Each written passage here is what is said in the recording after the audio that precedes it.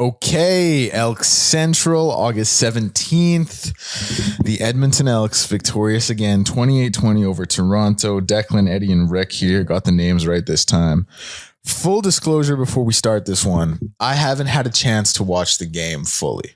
So my mom got married yesterday. So Friday was the rehearsal dinner. Congratulations. Yeah, Mom. shout out mom. Shout out mom and Rob. At hand. Shout out mom and Rob. Yes. So Friday was the rehearsal dinner. So what I tried to do when I left the rehearsal dinner, I was like, because I left right at the beginning of the fourth quarter, and I was like, I'm gonna go in for the final quarter, get a chance to talk to Coach Killam, all that. Tried to turn in off Stadium Road. It was completely shut off. So I was like, fuck, okay, can't get in. So I was listening on the radio, end up getting back home.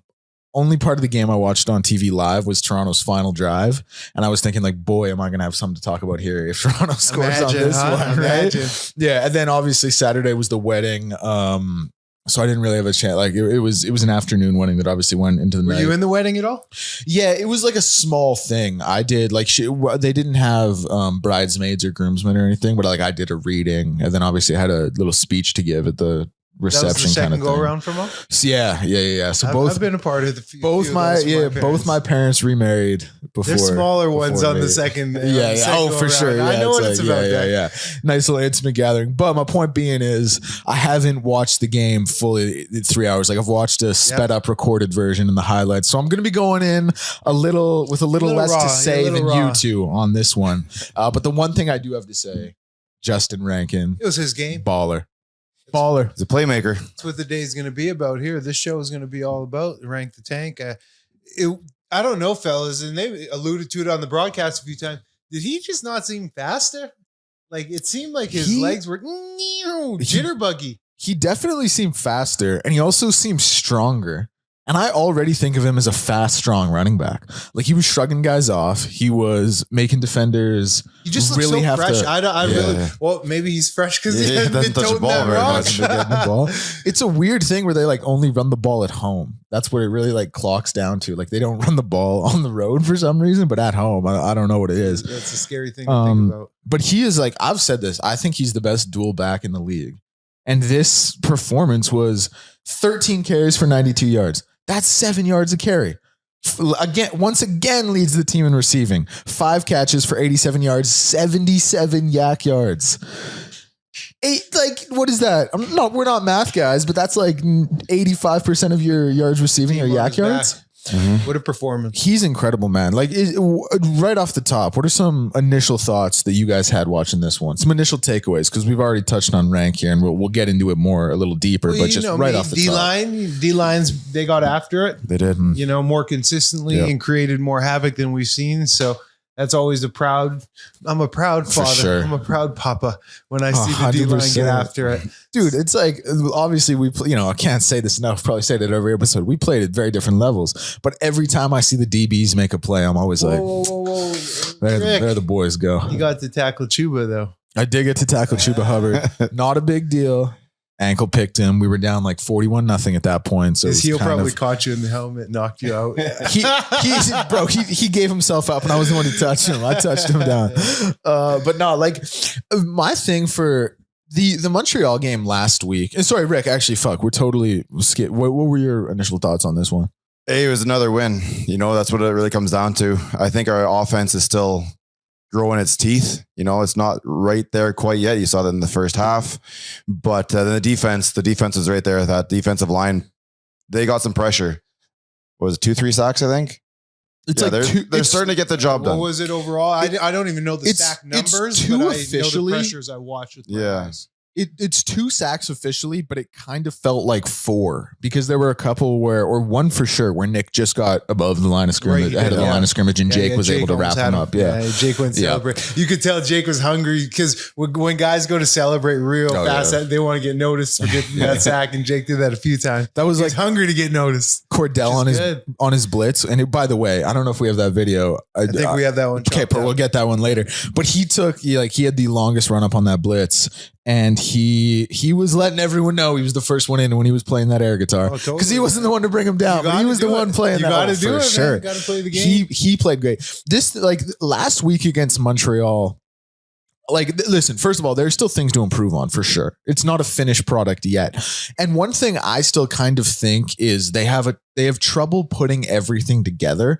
Like there will be plays where, they're great in coverage and then they won't tackle. For sure. And then there will be plays Playing where that complete game. Yeah, exactly. And then there will be plays like, it's the opposite. Like they'll, give up, they'll get hit in the soft spot in coverage, but they'll make a great tackle or something like that. And it's not always the secondary. I'm just using them as an example. So it seems like they still don't always put things together, but this seemed a lot more together than the Montreal game. For sure, Dick. And that's the MO of good teams is they play complete, consistent football, right? Yep. This team's not there yet, but we are seeing, fellas, now we truly can say without a question of a doubt that we're seeing strides in the right direction. They're now got a little streak going on, 2 games, consistent now. In Ottawa, ripe for the picking. You don't want to put the cart before the horse. Yeah. But this is looking beautiful heading into Labor Day when the football really matters. Well, I hate to say it. I tweeted already. I was like, listen, the Elks are 7-6 because we're going to beat Ottawa.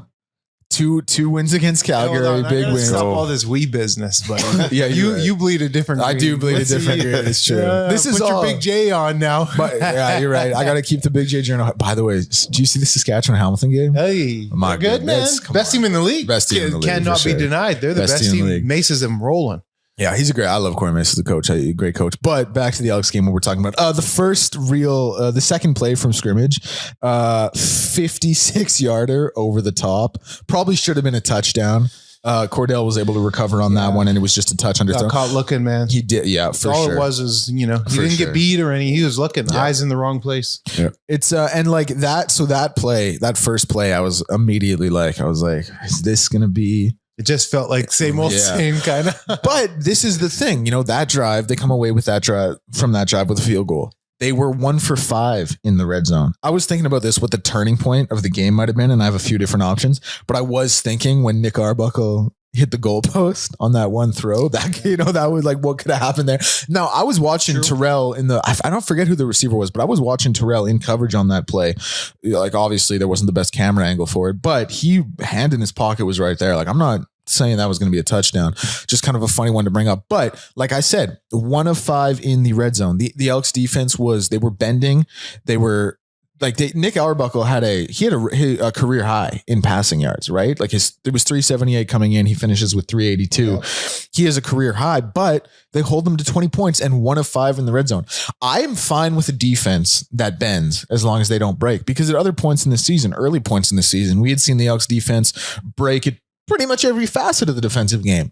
But this time they held strong. And like 1 of 5 in the red zone, that is an incredible clip for your defense to hold them to. What's really good to see, and sorry, Rick, cool. The defense, we talked about it, man. They've been letting up 34 points a game, 34 and a half, I believe it was. Yep. The last calendar month, the highest they've let up to an opponent is 28 points to Hamilton a couple of weeks back. Other than that, it's been low 20s. Yep. So that's another really positive sign is we're seeing that defense bringing that down quite drastically now. Yep. You can win games when you're holding people to the low 20s, and Toronto 28-20 for held them to 20. Dub. Also, while we're on the score, your boy is close. You were close. Within a point on both sides. Close. That was close now. A couple of rouges go the other way, and all of a sudden I said 27-19. You did. 28-20. That's as close as could be. Couple of rouges go the other way, and you got it. I thought, what was I going to say here? Yeah. What was Rick going to say? Sorry. No, hey, listen, I was happy with this game here. You know what? It wasn't the prettiest one, but I think they got better throughout the game, just like they have in the season. And I think there's a lot of positivity taken out of it. And I think the guys they're feeling pretty good about themselves right now. Yeah, like everything for me seems to be trending up, because now the results are coming. Like you get this one back to back. You got another real bottom feeder in Ottawa who've already beat once. They're beating who they should be. They're beating who they should be. But like this game, it's now 2 wins in a row, but it was a substantially better game then, and there are still problems, obviously, like Nick Arbuckle's been airing it out. He's led the league in passing and points this season. He's second now following this past week. He had been playing better after being a turnover machine earlier, but he's still, like, you probably don't want to be giving up career highs in the passing game to Nick Arbuckle. Like, you don't want to be the team who's giving that up. And you were, but listen, if you're giving up 382 yards, but you're holding them to 20 points, and like I said, keeping them 1 of 5 in the red zone, like, you live with that. Give up the yards all day. And if you keep points off the board, that's what it's about. Tackling is still an issue. Tackling's still an issue, but even still, I thought the DBs, especially, because you know me, DB guy, they're making a far greater commitment to taking out the legs. Yeah, like they're really going for legs and taking. Yeah. Like we obviously. Grimes. 100%. 100%. We saw it on the last, like we saw it really throughout the game, but we saw it on the last drive when Nick was looking for DeMonte Coxey and Terrell just took his legs out, popped that ball out. He was obviously down on the field for a second. But it's just things like that. And this was another thing I clocked about this game. I felt like this Elks game from both sides had the hardest hits of any CFL game I've seen this season. For sure. Like they were a physical game. Yeah. How about that slow cuff for Toronto? Yeah. That safety. Oh yeah. I know you got a soft spot for the white boy back there. I love my white safeties. Dude, he came out in the second half headhunted. Yeah. I love seeing that. You know, unfortunately against the double E, but you love the intensity. Yeah. It was good hitting. You brought up the hitting, man. It was good hitting on both sides. Yeah, like ball. On the Elks side, like Cordell, I thought was hitting well. Kobe Williams, we'll get to our defensive and offensive players of the game later. But Kobe Williams was a guy who I thought was really throwing the body and really making things physical and like really being in your grill, which is some like Kobe, you know, we've talked a lot about, you know, the secondary, and he hasn't been a guy we've brought up much, but I thought he was a guy who was really flying around there and playing physical, and he only had 4 defensive tackles, but for my money anyway, he played above that capability just because of the physicality you bring to it. Fair enough. Okay, that's good. Now, that's good, man. That's good.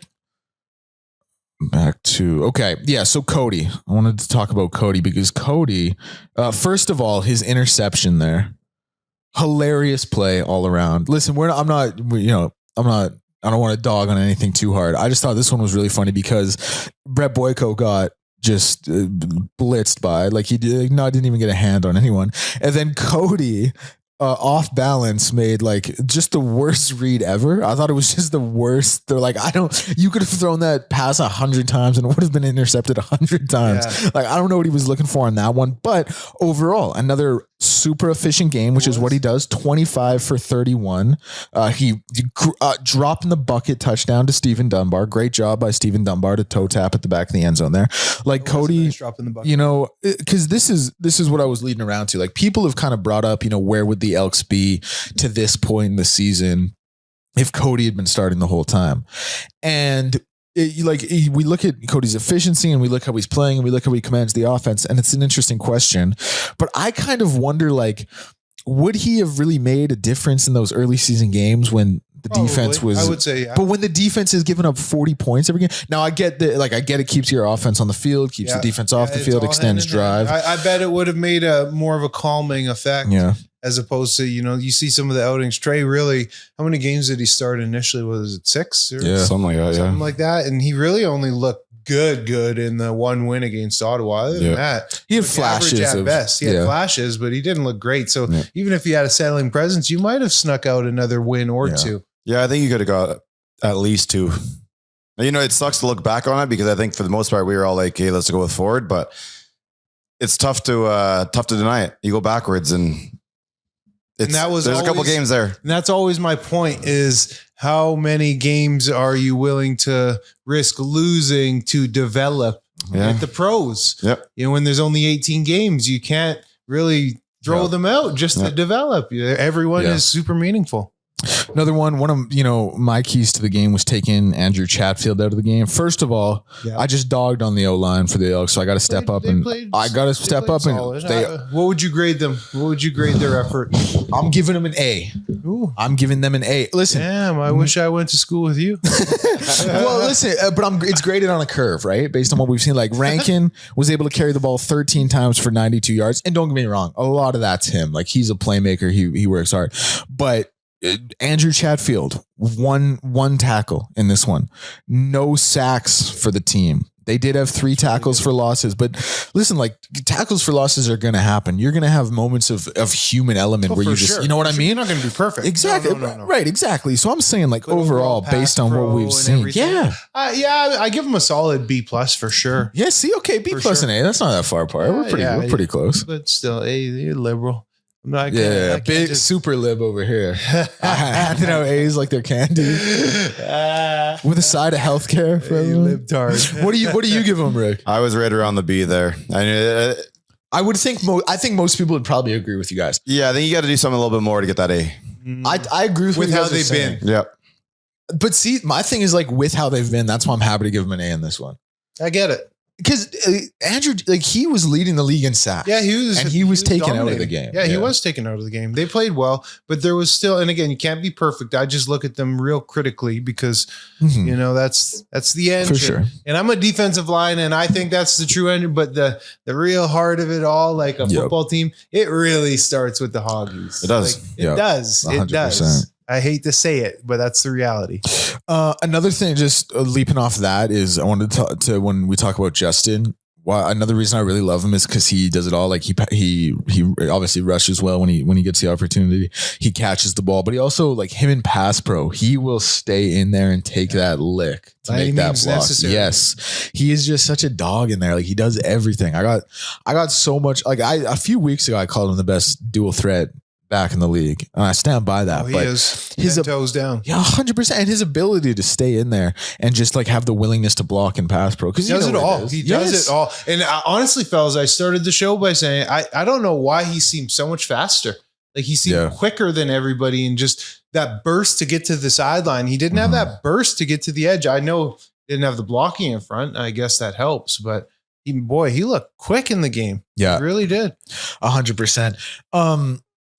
The other one, another potential turning point in this one, Cole Snyder's tackle on the missed field goal at the end of the second quarter there.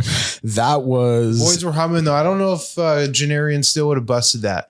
You don't think? I think I saw the cavalry come and like they were Tanner flowing. Green Hey, was coming. okay. Because you knew that was like going to be a backbreaker. Oh, that would have been terrible. That would have been That would have been terrible.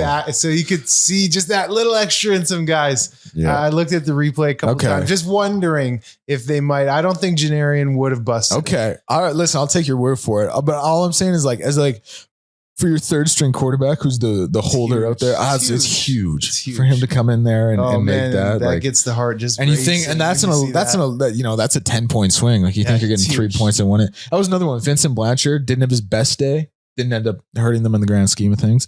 And then how about this? How about after Stevens' touchdown? Would you have gone for 2 there? Make it a 7-point game? Probably. Yeah, right. I think that's conventional wisdom. But obviously, you get the rough in the passer, and you're allowed to bomb it through. You already knew that you had the 15 yards on the That's a kickoff, very right? So valid why point, take the Rick. chance? You You've got the already knew it. kickoff. Yeah, because it's applied on the kickoff regardless. So you know it's already go and get coming your up there. point. I wonder if that actually affected their Go and get your decision point. making. Yeah. Good point. No, that's a fair point. That's a good point. Do we have any those clips to get to? Yeah, I've got all 4 of yours. Hey, man, you got any clips you want to see? No, I didn't watch the game. You got a couple sacks. Any clip he's watching, he's watching new. A couple sacks I want to see. Yeah, I saw the ones you sent in, so I'm happy to watch those and break those down. You want to get to those right now? One other guy I wanted to give a shout out to was Benjamin Victor, because he was a guy practice squad guy not long ago, and he's not going to light you up for 150 yards on 10 catches or anything, but he blocking though. The receivers are really doing the work in terms of blocking right now. Yeah, they are. And when he's called upon, like he's making the catches first and downs. he had that big one along the sidelines, and he's not a guy who's he's a super shifty guy who's going to make you miss, but he's got a little bit of a bag once he gets the ball in his hand. And another thing I wanted to say about Justin Rankin really quickly before we get to the videos, I know we're jumping back and forth a little bit, is that receivers, they don't like to block downfield. Like DBs don't like to tackle. They're hanging out there doing their thing, like fake blocking, whatever. You can't really do that as a running back. Like you have to, stand, like you get exposed if you don't. Oh, exactly. But there are still running backs who don't want to be in there in those pass pro block. Sure. But Justin Rankin is a guy who does and who loves it and who it looks like guys like Nick Anderson, Wynton McManus coming running downhill at you. Yep. Like you better bow your neck up, and it's not meant for everybody. 100%. You want to get to these clips? Yeah, baby. All right. Let's start off with the very first one here. It's ranking around. I want to give some love to Tanner Green here off the edge. If we can run this back, Rick. Watch number 27. He sets the edge here, and who he's taking on is Anthony Lanier, who's a defensive tackle / end. It's a big body man to come in, and Rankin reads it. Mm-hmm. Right at the top K-On 2 comes up. If you notice, or if you run that back, Rick, how K-On comes up and just studs a body, just goes up and takes a body, moves, gets a little bit of movement on who's that, whoever 35 is for Toronto. And that just allows it, man. It was all blocked up, mano a mano. Just get in the way. Right? Yep. Make it You're easy not for him. blasting them off the line of scrimmage, but look, you got everybody blocked up. And if you go back, Rick, to the top again, look at the initial surge. Like at least it's going towards the Toronto way, north, south, that way, instead of going towards Edmonton. So at least they're getting some initial surge. Rank does just the rest. again, just does that's what I was gonna say, man. Like he's putting his head down, he's Man. stiff arming safety. He's just fighting for getting extra to that yards. outside. Yeah. Like that was the story of the game is Yeah. he was busting it outside of the hash marks and he lived in between the hashes and the sideline. Mhm. And that's where he made his hay all game.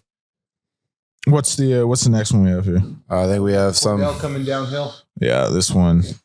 coming deep from his halfback spot, man. And like Yeah, you he said, was deep. He was real deep. So the key with a blitz like this, if you run it back, you see him coming. He's not hiding it. No. The defensive linemen at the bottom of our screen here, they're now going to have to come out to contain and come outside because they're not going to be a contained rusher on the outside. So you see them, their job is not to get pressure. Their job, like Jake, is just to get contained and clean up anything.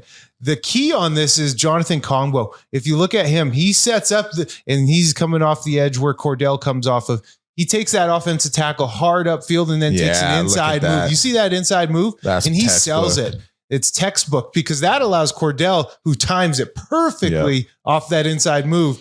The offensive tackle has nowhere to go. Because watching this, conventional wisdom, you might think Cordell is late there. Totally. But with the design, he's timed that Perfect timing. perfectly. That's as Yeah. good as it could be. As Yeah. good as it could be. With And the Kongbo quarterback going sees inside it there. coming down, but you don't know that Jonathan Kongbo is going to take that inside move, Yeah. which in turn shortens the edge for Cordell. Yeah. Straight line to the QB. It was perfectly executed. And then Jake Serezna, a guy who really is just playing cleanup contain duty, ends up falling into some love too. Yeah. And that's how it goes when you're playing really good team defense. 100%. As a DB, a sack felt better than an interception. Because an interception, it almost feels like you're supposed to get this. Like, you know what I mean? Like you're back there covering the receivers. You're supposed to be making those plays on the ball. Like that's your job to a Yeah, degree. for sure. With sacks, it's like I'm going above and beyond. Like I'm not supposed to be dragging the quarterback down here, but I am. You know It's what I funny mean? you say Like, that because all the DBs I playlayed with too, whenever they would get sacks, they're walking around. "Ah!" Yeah. 100%. You know what I mean? 100%. Oh, I feel like loving it. I feel like With the big boy pads on. Oh my goodness, biggest man on campus. Yeah, I feel like. What was it like? Was it the opposite for you as like a D lineman? Yeah, If you- getting a pick. I got one career pick. Man, I wish we could pull that right up. Yeah. It was a sick pick. what was the play? It was a cover zero. And on cover zero, you're just bringing one more than they have. And it's usually someone off the edge free. So all you're supposed to do is go and tap up on the O lineman and then step back and just get hands up, Willie Jefferson style, because the quarterback's going to be trying to get it out quick. It was against Kevin Glenn, and I just stepped back, and we had just repped it hard in practice that week. So like the timing of it looks so good. That's So beautiful. just because we repped it, beautiful right? football. And just Kevin Glenn threw it, and I just like this, just stuck, just like that, and I just tucked it right clean. I didn't get anywhere because it was at the line of scrimmage, but I just. It was clean. It was all hands too. Just all John hands. Moran it off the backboard into the chest. It just and, stuck in my glove. That's got to Thing, feel. it came hard too, man. Yeah, came for hard. sure. What was how many yards we get on that one? I got like 2 yards. There we go. Because I was right at the line of Yeah, scrimmage. of Like course. I tapped up, and then I got tackled right away. Like I just stole it. Stole it out of the air. That's It was, so it was sick. pretty clean. That's so sick. All right, what's the next one we have here? Oh, we got the Barlow. I'm glad we're bringing this one up. I wanted to talk about this play later. This was my true turning point. To the game. Yeah, I think so. Maybe the fake punt as well. We can talk about that later. Good, just Barlow around the edge, around the hoop. Good handwork. Great. Just a win handwork. off the handwork, but then Jake as well. And Jake had a noticeable game. He He did. He wasn't the first guy in on a lot of stuff, but he caused this. He I was believe cleanup Jake crew. really was the one who tapped this ball out from what I could tell on I TV. think You see so. how he got up and did his barrel roll right Yeah. away? Mhm. But it's Yeah, just just off the- it's a nice move yeah. by Jake too. If you notice, Barlow's just clean off the edge, but that inside pressure doesn't allow for the quarterback to step up. Jake gets denied there, but then counters back on the inside. And that counter move, that's being relentless in the pass rush, not stopping that motor that Jake has. And that allowed him to, again, fall into another play, be on film, splashing. Yep. And that, like, this is the thing, like, they're getting in the red zone and they're getting close and they're putting drives together. But then the defense, like, we're making a big play when we need to, right? You're stepping up when you need to. You're taking. It's as good as it could be, man. That's 100%. That's the D-line play that we've been clamoring for. Yep. You know, game-changing plays. Yep. Two guys, impactful, one off the edge, one up the gut. That's as good as it could be. Robbie there picks up the ball. I mean, just right, you know what Robbie, I mean? the third in. You got right? three. You got four starting defensive linemen. 3 were involved in that play, and a play that, like I said, in my mind, that's the turning point of the game. Yeah. And you said it. We're clamoring for these guys, and now 3 out of 4 of them stepping up on one play. And I'm not saying 3 out of 4 like I'm ripping on Brinkman. That's not what I'm doing at all. It's like, but that's, man, there's only so much plays that can be made. Exactly. That was a huge play that I wanted to The highlight. only other thing they could have done is a little Robbie pitch to Jared, and he gets his hands on the ball, And takes it's it down. Total love. What's the last one we have here? We have one more run by Yeah, we got a big Right, run. right, the And this tank. one, just straight up shout out to David Beard. Yeah. He gets up on the second level scot-free, and he is the block here on Winton, I believe it is. But just watch the center.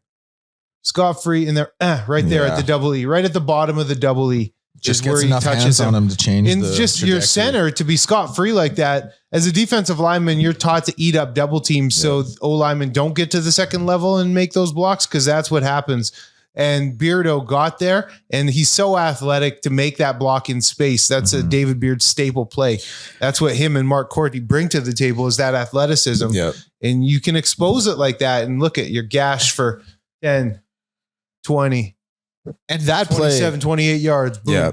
And that play, like, it's not like the, highlight style pancake block you might, want to see, or that gets put on the Sports Center top 10. And like, it looks like kind of like someone who's watching that might think it looks like kind of an unathletic play, but the way he's able to just get hands on the shoulder and just force him to the wrong side. Yes. That's just on you, the starting middle linebacker. Like that's a tough block, and that's the springing block in order to get 28 yards. Yeah. That's a guy who's free, who's really mobile in most defensive sets. And again, if you run that back one last time, Rick, I'm sorry, brother. Right, y'all good. They're not going and displacing, knocking guys off like Winnipeg does, but they got hats on hats, making their blocks, and now Rankin's making the right read, man. 100%. Listen, like it's all these things that really make you feel like it's trending upward for the Elks. Like one thing we touched on at the beginning of this podcast, like there still needs to be everything put together at once, but it seems like more things are coming together than at other points in the season. And again, like the quality of the opposition is going to play into that a little bit. Like Toronto, not some barn burner, and people might, even take it the other direction and say this is a 2-8 team, 2-7 team coming in who you only beat by 8 points and they were driving to end the game. But like, it's professional football. It's any given day, like any given Sunday, just to use the phrase, like teams are going to show up, but to be able to put them away and to be able to improve on every aspect of the game, like there's something huge to be said for that. And now it's 2 weeks in a row, and I don't know, it feels like they have a lot of momentum and they're really rolling. They do. And that Hamilton game, like I was going to say, that's a tough one. I was going to fall back to that too, Dick. But you would have loved to be able to finish that one. Good ball beyond, just these 2 wins. And I'm critical of this team. They played better in the Hamilton game than they did the Montreal game. True. Almost to a fault, I'm critical. And I oftentimes I'm like driving and thinking to myself, like, am I too hard on this team? Is my expectation too much? Because I wasn't a perfect player. Yeah. I wasn't a player who got a sack a game. That's not the reality of it. But, I did play on a lot of good teams, and I feel like it's in this team and they're coming. Like you could really see some good positivity out of it. Oh, yeah. You really can. And I don't think the standards are too high. I really don't. And I think this team can achieve some good things if they continue to roll. But now Labor Day and the rematch. I've been talking about that for weeks, boys. Yeah. You can't even deny it. I've been talking about how big that's going to be in the season for weeks, Huge. even when they had like one win. Yeah. I've been saying, hey, they're still around, and now they're truly sniffing around. You take care of Ottawa here, and you go into this Labor Day. You talk about BC quite often and having the the 2 games in hand. Yeah. I don't even look at that, man. Like I just look at the games total, and they're a game behind BC, I believe, currently. I don't have the standings. in front of me. Edmonton's 3-6, And BC's with 5-5. a double header against Calgary coming down the pipe, man. Let's go. Woo-wee. It certainly doesn't feel out of reach. It's not out of reach. It's not out of reach. I'm telling you, it's not out of reach. And like you're going to need some help. Obviously, there are going to be some things that are probably a little out of your control that you're going to need other teams to take care of for you. But that, that's every year. The one other thing, the fake punt. Did you guys think that was a botched brain snap? Fart. That was a brain fart. I rewatched that this morning. That was such a not a botched snap. Yeah, that was a design, right? That's what I thought. I don't think it was a design. I think the punter just. You thought he made the read on it and wanted fart. to. Yeah. Because what was it? It was second and was it or third and was it 7? They were just. It was long, man. There was nobody going out for a route. He just brain farted. Tried to make a play, and then he had time to kick it again, which he didn't. And it was so weird because I was watching the highlights. I watched the highlight the Elks put out, TSN put out, and the CFL put out. And TSN was the only one to have that play in the highlight package, I'm pretty sure. And I'm thinking like this seemed to be a pretty substantial part of the game that it was weird. Like, I don't know. It was such a late. Because you thought he could have got that ball off? Yeah. I don't know, man. Like, I agree, but I don't know. Like, I don't know what he was doing. I don't there. know. He not the first time, like he had it, didn't get it off. And then when he started scrambling to his left, I thought he could have got it off again there, but then he didn't. He tucked it and then he ran and tried to throw. Tried to do the little LeBron flick. It was not good. On it, yeah. Like, but he definitely, because they showed the Skycam view. Yeah. And like, I'm no punter, but you look guys try and squeak one off tighter than that. Yeah, for sure. We got to get Cody back on and break down that play for us. We got to get him to boy. What when Toronto was driving there, when they had that final drive, what was going through you guys' head with that one? Were you thinking like, we might give this one up, or were you thinking like, listen, it's been a bend don't break defense for this game, we're not gonna? No, I hadn't. Man, me personally, I still got those like seeds of doubt. Yeah, I'm not like totally confident. 2015 Eskimo defense, where it's like, nah, they're not scoring. Yeah. I'm not there yet, but I'm getting closer. I would just open listen, even if they get the end zone, they still need the 2, right? So they can come down, but do not let them get the end zone. And if you do get in the end zone, there's still one more opportunity to stop them. Yeah, that's fair. I don't know. That was the one, play I actually got to watch, or one drive I actually got to watch. And I was thinking I don't know about this one. And then going back and reading the story of the game and everything, and like watching the game all the way through on fast forward, like realizing like the Elks had been that they hadn't been getting caught in those situations. And it gave me a lot more, confidence in hindsight. Got to get us all to a place though where that's not even like a thought. We're not even thinking. We all have that leery doubt, we got to get to a place where complete confidence. The other thing on the DPI that was obviously overturned. Yeah, that was the clearest not pass interference I've ever seen. I'm glad there was no. I couldn't. Great challenge. I couldn't. Good challenge, But it was so obvious. Like there was nothing on that play that suggested. Yeah. I don't even think he had his hand on him. I don't think it was that obvious. There was really. Oh my goodness. It's a great challenge and great overturn. Like they got it right for sure. And I get why they threw the flag initially. I could see it when it's happening. Because he was behind them, I believe. Yeah, he was behind them and hand on the hip to a degree. No, but like the official that threw the flag was like looking at their backs.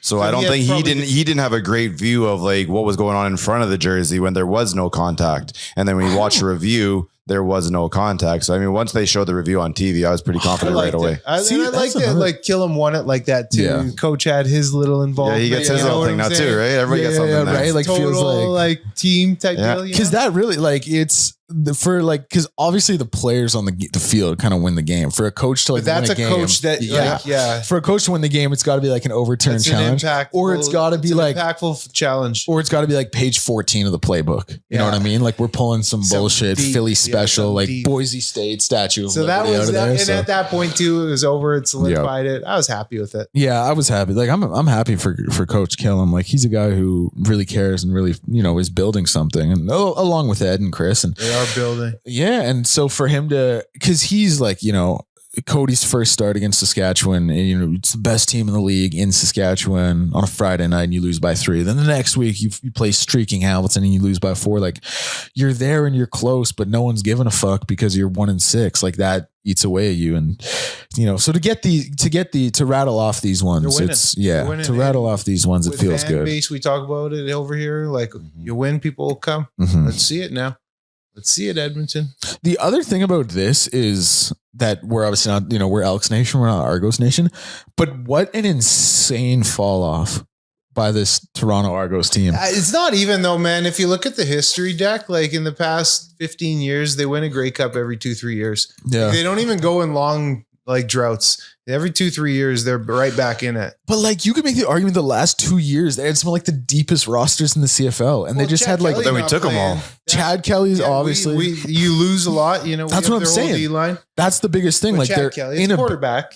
Most important position for sure. But their inability to replace players. Forward to Cody here, right? You get Chad Kelly, who we know is a gunslinger. Yep. Has had a lot of success. Now I'm not the biggest advocate, but right, yeah, you kind of I get what you're saying. It's funny. I wonder what that team would look like when he comes back. I wonder. It probably could be too. No, I won't even be too little. I might be. That's what I'm saying, right? Because that's my thing. I wonder how salvageable it's going to be. When's he supposed to be back? Weeks still, I believe. Yeah, another week though. At least weeks. Yeah, a few weeks. Yeah, multiple. This was the other one. The penalties. Toronto 8 for 90 yards. Edmonton 2 for 20. Clean game. Win with that. Yeah, it's clean game. And Ryan Dinwiddie, you got to feel for him a little bit, man, because he is a guy who he cares and he wants to win, and he's put all his players on notice, and he's been blasting these guys and dogging these guys. Care. That's for sure. And then come out and because listen, man, they're talking about it the same way we are. They're talking about it like Edmonton's a winnable game, and they were in it. They were there, to be fair.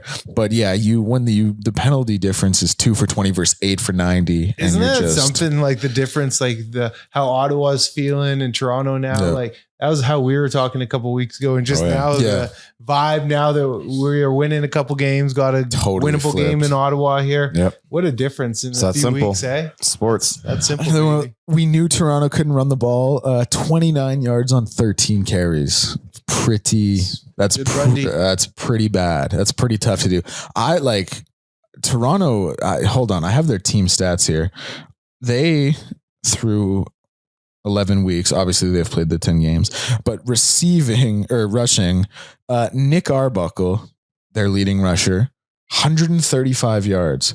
Their second leading rusher, Deontay McMahon, 129 yards and 1 touchdown through 10 games. Not gonna get the job done. And then they got one other guy. To be an Argo. No kidding. Yeah, Mayan Williams, the only other guy. He has 100 yards on 21 carries this year.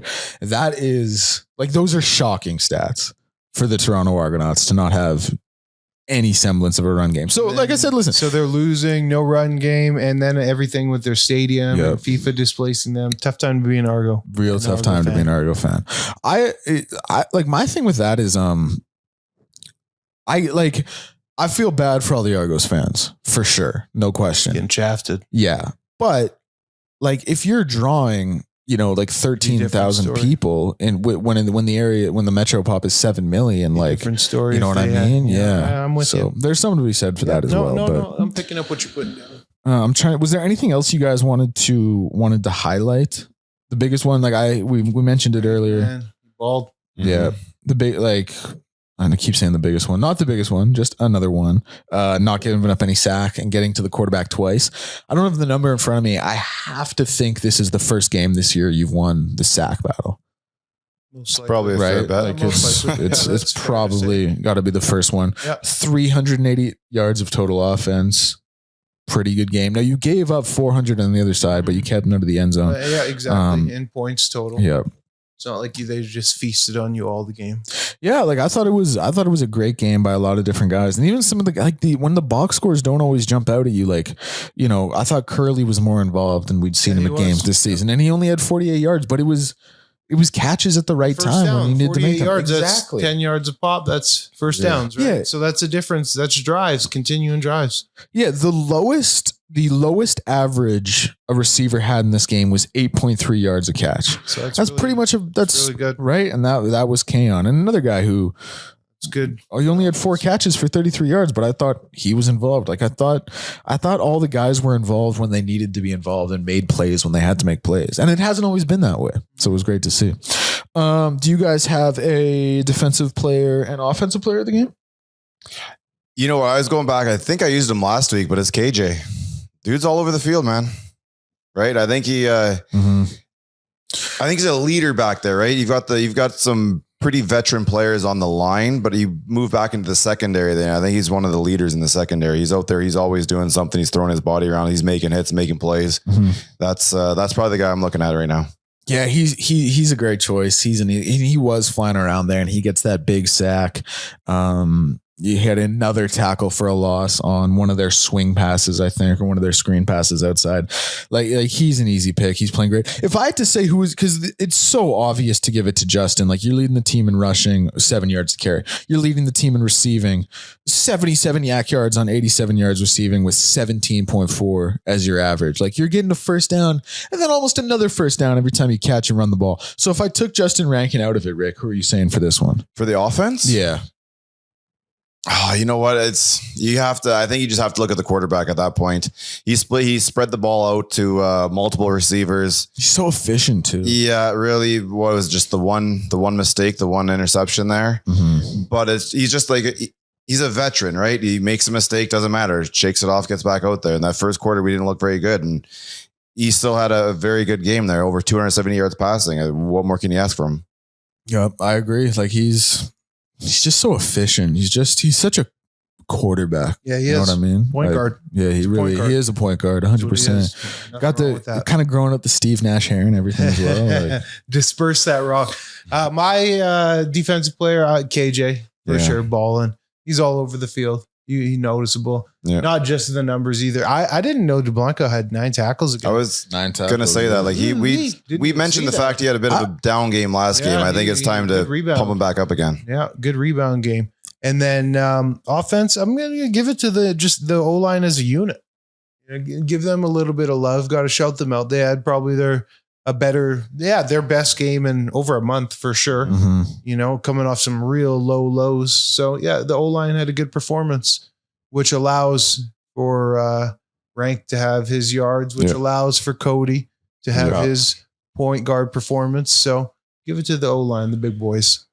I kind of want to give it to Jake, just because Jake and Brandon combined, like again, their box score isn't going to jump out at you, but I thought very similarly to what I was just talking about with some of the guys in the receiving room. I thought Jake was making plays when he needed to make plays. Same with Brandon, like that fumble recovery at that time. Because for me, that was my turning point of the game. That was the old ElksNation turning point. Their game film, they're going to be very happy with. And just like doing things the right way and being involved, even if you're not always the guy who finishes the play. Absolutely. Same thing. Like I want to give Kobe Williams a shout out. I was really impressed with Kobe because Kobe's a guy I felt like we haven't really talked about in that secondary much, but he was playing physical and he was taking out legs and he was doing what you got to do when you get to the guy, like just being aggressive and making them think and making them hear footsteps. And that is such a great quality for a DB to have. And I thought Kobe was that guy. Yeah. Offensive player of the game. If I'm taking Justin Rankin out of it, pretty easy to go Cody as well. Obviously I'll go with Steven just because he was the guy. Like, listen, you still got to make that catch in the back of the end zone and drag your feet, which he did. He was the most called upon receiver. I think he was the most called upon receiver.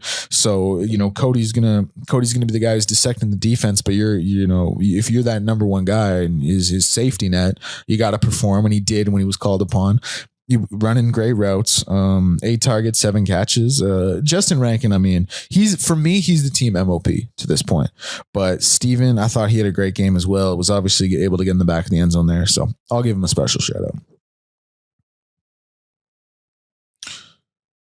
out. Okay. All right. Do you guys have, I talked about it on this one and I thought there were a few different plays we could point to for it. Do you guys have a turning point of the game? You know what? It's that last drive. They still had an opportunity to score. They could have still tied it up, but the defense was in a bend, don't break, and maybe more so of a less bending than in the first beginning of that game too. I mean, there's little things throughout the game that you can say this kind of moved, that kind of move, but I think it was that last drive there, just keeping them out. Mhm. It's a simple play. It's a simple answer, but hey, listen, they score. It's a different thing, right? There's some validity to that for real, bro, because there are the ebbs and flows of a game, right? But there wasn't anything to me like that stood out like a couple weeks ago where you get stopped twice on, second and 1, third and 1 to score going into half. There was no big moments. Rankin had some timely runs, to get drives going. But I'm going to agree with you, keeping them out. And then the way it ended with the challenge. And it was nice. I think that was the overall turning point, was not allowing them to score and, finish the game the way we talk about. You need to finish. And they did. Do we have any final thoughts? Anything we missed? Anything we want to touch on? I don't think we missed it. I think we nailed pretty much everything here. Listen, as far as final thoughts go, man, things are looking up. Yeah. Like that's 2 dubs in a row now, and that's three games you've played better compared to early in the season. Like I have a lot of confidence in this Elks team moving forward that they can. You never know what's going to happen, and they dug themselves a hole to begin the season. First 7 weeks of the season, only picking up 1 win. There's no question, but things are looking up, and I'm definitely not writing this team off when it comes to playoff contention. Oh no, I don't know what's going to happen. definitely Labor Day is going to be huge. We're going to cover that on Elks 101 tomorrow. Yeah. Shortly. Labor Day will be big too. Just shout out to the Labor Day. Big brekkie taking place Labor Day. So you boys like bacon and pancakes and Love it. all the above. We got to be a huge brekkie taking place. And you're going as part of the alumni. No, I'm going to be sitting with you boys. Sitting with Sports I already 1440 told the table. alumni I'm sitting with you boys. There we too. go. Yeah, Know where Krueger the hit me up, allegiance is special live. request. Yeah. It's such a great event, man. Like the one of the best things the CFL does. They do a great job with their Grey Cup week as well. But Labor Day, boy, do they like that is a Canadian tradition, the way they plan to Labor Day. Unofficial start to the season. Yep. 100%. Yeah. Like, Calgary, Edmonton, Saskatchewan, Winnipeg, like those are the games as a CFL fan. Toronto like Hamilton those. has a good rivalry. Toronto Hamilton. it's not. It's Calgary, Edmonton. It's the Battle of Alberta, Battle of the QE2. It's special. Battle of the Prairies. And I'm excited for Elks 101 tomorrow because I'm sure we're going to look ahead to Labor Day a little bit more as we are with the Ottawa game. But like I got a lot of confidence in this Elks team to take 2 off Calgary. I really do. I'm not trying to count my chickens before they hatch. I'm not trying to get ahead of things, but I like their chances. I like where they stand. Coach Killam, man, it's a team he knows very well. He was there for it felt like forever. Would mean a lot to him to get that dub. Then you come back, you play him in your home stadium in the rematch. Like it's a big one for him. It's a big one for him. Big. Rick, anything you wanted to add before we? No, but just listening to that about the Labor Day game, I hope the team doesn't overlook Ottawa the way I was starting to. Just the way you were talking there, I was starting to overlook the Ottawa game. Like, hey, let's get to this. Let's go right now. Take care of business. Yep. No, 100%. All right. Well, shit. I guess if there's nothing left to add, we can probably wrap this one up. Yeah, I think we both did it again. Perfect. All right. Back tomorrow. Another episode of Elks 101. Appreciate anyone who listened. We'll see you later.